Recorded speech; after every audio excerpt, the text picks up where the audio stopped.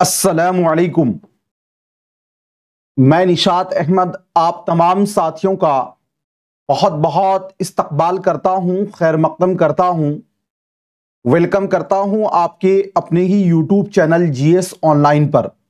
آج کا چیپٹر بہت اہم ہے اور آج کے یہ ویڈیو بھی بہت اہم ہے۔ بہار بورڈ انٹرمیڈیٹ 2023 کے لیے یہ ویڈیو ہے، ٹھیک ہے نا؟ چلیے شروع کرتے ہیں۔ دیکھیے آپ کے بک کا جو نام ہے وہ ہے کہکشاں حصہ دوم۔ سب سے پہلے چاہے آپ 10th ہو یا 12th ہو، جس کی بھی تیاری کر رہے ہو، آپ کا جو فہرست ہوتا ہے کہ کون سا چیپٹر کس نے لکھا، اس سے متعلق ریلیٹڈ سوال پوچھے جاتے ہیں، اس لیے اس کو آپ پہلے یاد کر لیجئے گا۔ ابھی کا جو میں آپ کو پڑھا رہا ہوں نا، اس کو ایک بار آپ ویڈیو تو دیکھ ہی لیجئے گا۔ اب ویڈیو دیکھنے کے بعد ایک کاپی رکھیے گا، نیو کاپی لے لیجئے گا، موٹی سی کاپی، ٹھیک ہے نا؟ اس کاپی پر اس کو آپ لکھ لیجئے گا، کہکشاں حصہ دوم 12ویں کلاس 2022۔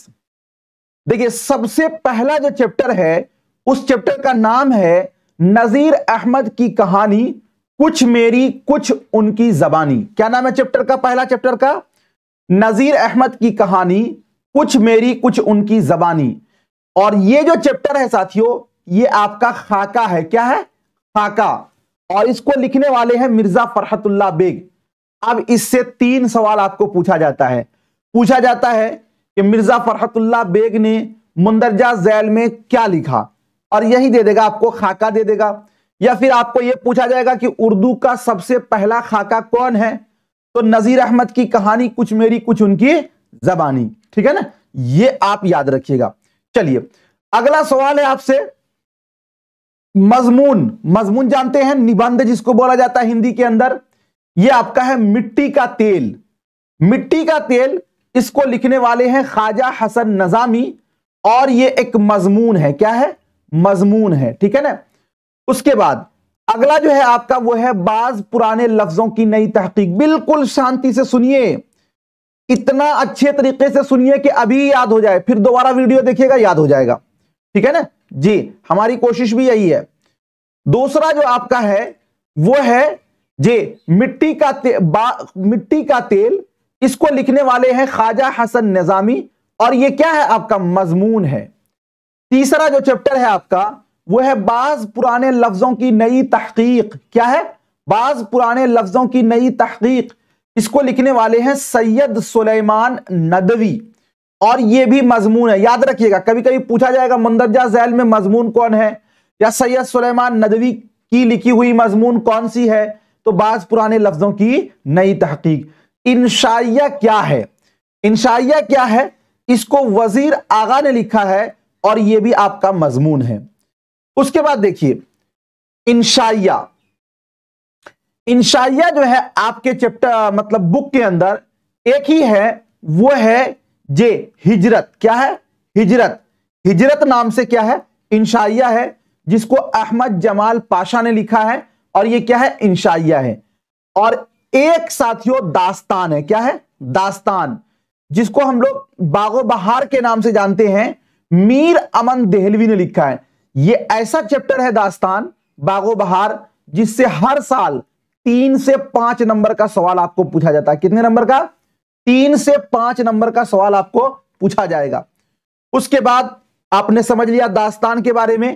اب آپ کا ہے افسانہ، سنیے اچھا سے۔ اس کے بعد آپ کو لاسٹ میں ہم سوال بھی کریں گے، جواب بھی دینا ہے آپ کو، اچھا سے سنیے۔ یہ سبجیکٹو میں بھی آتا ہے، جی بھی سبجیکٹو آبجیکٹو۔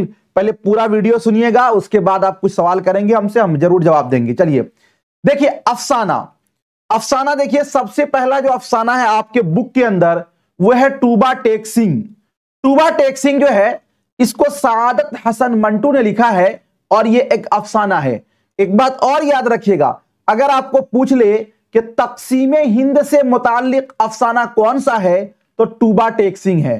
ٹوبا ٹیک سنگھ کا اصل نام کیا ہے؟ تو اس کا اصل نام ہے ساتھیوں بشن سنگھ۔ کیا نام ہے؟ بشن سنگھ۔ کیا نام ہے؟ بشن سنگھ۔ ٹوبا ٹیک سنگھ کا اصل نام ہے، افسانہ ہے یہ۔ اس کے بعد अगला अफसाना है आपका प्रॉमिस। नहीं बोलते हैं ये मेरा प्रॉमिस है, ये मेरा वादा है कि आपको 85 नंबर दिलाना है हमें कम से कम। तो प्रॉमिस जो है ये जीलानी बानो ने लिखा है और ये एक अफसाना है। क्या है? ये अफसाना है। उसके बाद है भोले बसरे गीत। भोले बसरे गीत जो है इसको शफी जावेद साहब ने लिखा है और ये भी एक अफसाना है। उसके बाद आपका है साथियों इब्राहिम सुक्का। क्या है? इब्राहिम सुक्का। सलाम बिन रज़ाक ने इसको लिखा है और ये भी एक अफसाना है। क्या है? अफसाना है। ये आपका देखिए अफसाना कितने हो गए आपके? टूबा टेक सिंह, प्रॉमिस, भोले बसरे गीत और इब्राहिम सुक्का। टोटल कितना हो गया? 4 जो है वो आपके निसाब के अंदर अफसाना आपको पूछा जाएगा।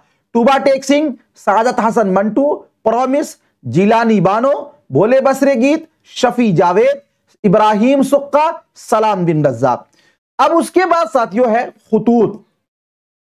आप लोग जीके पढ़े होंगे कि हमारे भारत के सबसे पहले शिक्षा मंत्री जो थे वो मौलाना अबुल कलाम आजाद थे। देखिए एक है एपीजे अब्दुल कलाम। एपीजे अब्दुल कलाम जो है जिनको मिसाइल मैन के नाम से जानते हैं वो अलग हैं, और एक है मौलाना अबुल कलाम आजाद। अबुल कलाम आजाद उनकी साथियों बड़ा योगदान था किसमें? हमारे देश को आजाद कराने में। तो मौलाना अबुल कलाम आजाद हमारे भारत के सबसे पहले शिक्षा मंत्री थे, ठीक है ना। और हर साल उन्हीं की याद में 11 नवंबर को, याद रखिएगा कब? 11 नवंबर को यौम तालीम यानी कि शिक्षा दिवस मनाया जाता है। क्या मनाया जाता है? शिक्षा दिवस। कब मनाया जाता है हर साल? तो 11 नवंबर को। किन की याद में? तो मौलाना अबुल कलाम आजाद की याद में। तो गुबारे खातिर ये साथियों उनके खुतूत का मजमुआ। क्या चीज का मजमुआ है? उनके खुतूत का मजमुआ। खुतूत लेटर जिसको बोलते हैं ना, लेटर जो पहले चलता था, उसमें से 3 खुतूत आपको दिए गए हैं। मौलाना अबुल कलाम आजाद का ये लिखा हुआ है। ठीक है, समझ में बातें आ गई। उसके बाद देखिए अब हिस्सा शायरी में आते हैं। शायरी के अंदर जो है वो आपको साथियों नज्म है गुफ्तगू। नज्म गुफ्तगू। ये नज्म जो गुफ्तगू है इसको लिखने वाले हैं अली सरदार जाफरी साहब, ठीक है ना। नज्म है ये। और उसके बाद है नज्म खेती। नज्म खेती इसको भी अली सरदार जाफरी ने लिखा है और ये भी नज्म है। याद रखिएगा, कभी कभी पूछा जाएगा इसको किसने लिखा है। उसके बाद एक नज्म है बरक़े कलीसा। बरक़े कलीसा। बरक़े कलीसा, बर्क माने होता है बिजली, और कलीसा का ये ईसाइयों की जो इबादत गाह है उसको बोलते हैं कलीसा। तो ये अकबर इलाहाबादी ने लिखा है और ये भी एक नज्म है। और ये जो बरक़े कलीसा है ये एक जरीफाना नज्म है। जरीफाना नज्म का मतलब क्या हुआ? जरीफाना नज्म का मतलब हुआ वो नज्म जिसके अंदर तंजो मजाह किया गया हो। जैसे मान लीजिए कोई बच्चा नहीं पढ़ता है तो हम कहते हैं क्या, अरे आप तो आईएएस हैं, आपको पढ़ने की क्या जरूरत है, आप तो बहुत मेहनती हैं, आप तो बहुत जानकार हैं, मतलब उसको तंज भरा जाता है। नहीं, तो वैसे ही नज्म को साथियों क्या बोला जाता है? जे अगर नज्म में वैसी कोई चीज हो तो वैसे नज्म को बोलते हैं जरीफाना नज्म, ठीक है ना। तो ये बरक़े कलीसा जो है ये आपका जरीफाना। आपको पूछा जाएगा कि मुंदरजा झैल में जरीफाना नज्म कौन सी है, तो याद रखिएगा बरक़े कलीसा। क्या? बरक़े कलीसा। उसके बाद आपका है मुतशाइर। क्या? मुतशाइर। ये भी एक जरीफाना नज्म है जिसको जफर कमाली साहब ने लिखा है और ये भी क्या है? एक नज्म है। उसके बाद आपका खेती, हाँ जी जी, ये आपका खेती अमीक हनफी ने लिखा है। सॉरी, ये इसको सही कर लेंगे, अली सरदार जाफरी नहीं, इसको अमीक हनफी कर लीजिएगा। और अली सरदार जाफरी की एक और नज्म है, मैं उसको अभी बताता हूं आपको। अमीक हनफी साहब ने लिखा है खेती को, ठीक है। चलिए ठीक है, इसको सुधार कर लीजिएगा। खेती जो नज्म है उसको अमीक हनफी साहब ने लिखा है, ठीक है। चलिए उसके बाद साथियों हम नहीं जानते जो नज्म है वो एक ट्रांसलेट किया हुआ है, तर्जमा किया हुआ है, जो कि यूजीनो मोंताले का लिखा हुआ नज्म है जी, ठीक है ना। अब उसके बाद देखिए गजल के माना होता है औरतों से बातें करना, और जो गजल आपके चैप्टर में है उसमें से कौन कौन सा अहम है देख लीजिए आप जी, ध्यान दीजिएगा। दायम पड़ा हुआ तेरे दर पर नहीं हूं मैं, یہ ایک پہلا نظم ہے، غزل ہے آپ کے اس میں، جس کو کہ مرزا اسد اللہ خان غالب نے لکھا ہے، اور یہ ایک کیا ہے؟ غزل ہے۔ اس کے بعد آگے دھیان دیجئے گا جی، سب کہاں کچھ لالا او گل میں نمایاں ہو گئی، اس کو بھی مرزا اسد اللہ خان غالب نے لکھا ہے، اور یہ بھی آپ کا کیا ہے؟ غزل ہے۔ ادب نے دل کے تقاضے اٹھائے ہیں کیا کیا، ادب نے دل کے تقاضے اٹھائے ہیں کیا کیا، یہ بھی یگانہ چنگیزی نے لکھا ہے، اور یہ ایک غزل ہے۔ جب میں یہ چیپٹر پڑھاؤں گا نا، تب پھر آپ کو بتاؤں گا کہ یگانہ چنگیزی کا اصل نام کیا ہے، غالب شکن کس کو کہا جاتا ہے، ابھی آپ کو اتنا سا یاد رکھنا ہے۔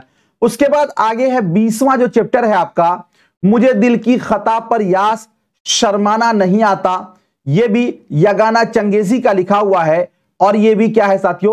غزل ہے۔ اس کے بعد ہے اس پر بھی دشمنوں کا کہیں سایہ پڑ گیا، یہ لکھا ہوا ہے خلیل الرحمن اعظمی کا، اور یہ ایک غزل ہے۔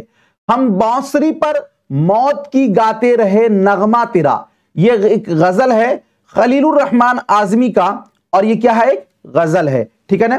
اس کے بعد دیکھیے قطع تاریخ، قطع تاریخ جو ہے وہ آپ کا دو ہے آپ کے سلیبس کے اندر، ایک ہے غم ارشد جو عطا کاکوی کا لکھا ہوا ہے قطع تاریخ، اور دوسرا ہے دو تاریخیں واحد نذیر صاحب کا لکھا ہوا ہے، اور ایک ہے آپ کے سلیبس میں مرثیہ۔